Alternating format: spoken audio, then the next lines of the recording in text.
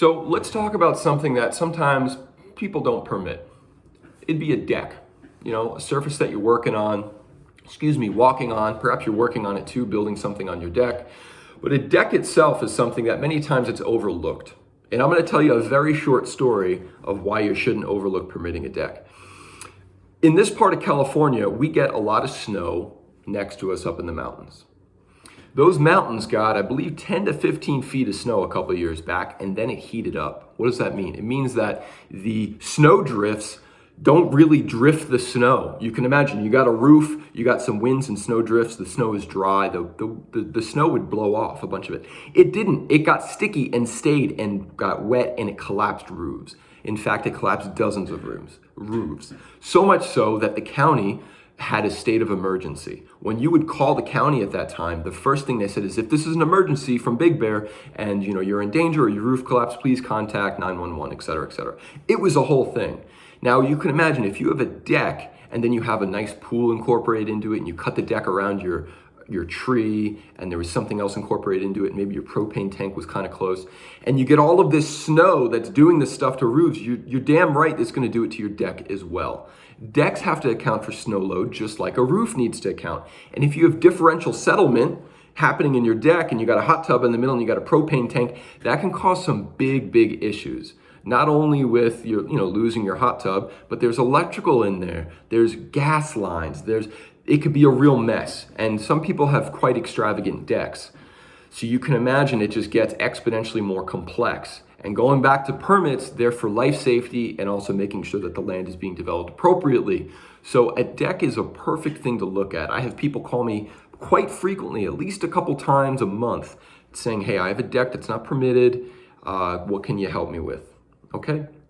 So with the deck, how do we help them with it? What do we do? The first thing is we figure, okay, how big is this deck? Okay, let's see some pictures of the deck. Perhaps we'll go out there and take a look and get an understanding of it.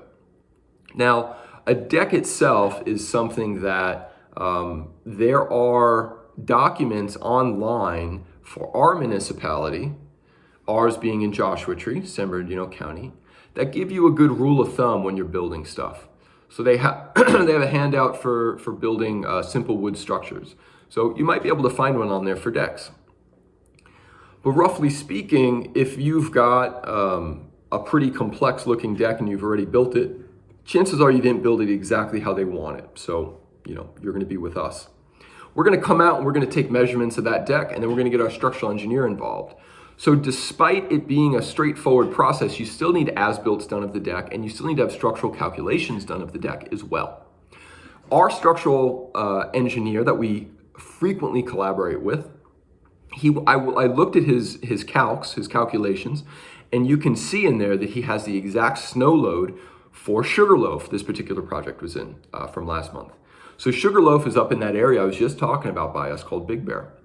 And there is a specific snow load that he is calculating in there based on Sugarloaf's annual snowfall. So it's very idiosyncratic, it's very specific to the area whenever you're looking at the engineering behind it. I would say for the architecturals as well, things like keeping the water out, the wind, stuff like that. But we're talking about a deck, something that's seemingly straightforward, but it can have a couple things in there that you got to really pay attention to. So a deck is really structural engineer heavy, where the architecturals will document what's there.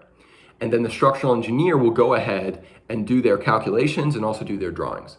It's up to, on the architectural side, to look over the structural engineer drawings, make sure that those match the architecturals, and then move forward.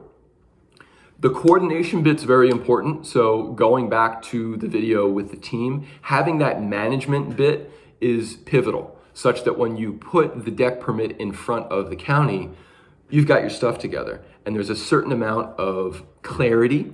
There's a certain amount of conviction with the work. It's very well done. The line weights are perfect. The calculations are very well collated by the structural engineer. These things make a huge difference. You have to think, these people are looking at dozens, perhaps every day, building permits. If yours is the one that stands out because it looks very handsome, well put together, they can tell there's a lot of thought that goes into it, it's going to go a long way. And something like a deck permit, I see again and again, it completely gets overlooked. But it can be an absolute a safety hazard, and it can be an absolute obstacle if you're looking for, say, a short-term rental permit. So don't sleep on the deck permits. Go ahead and get them, and that's some of the basics to make sure that you successfully put them forward.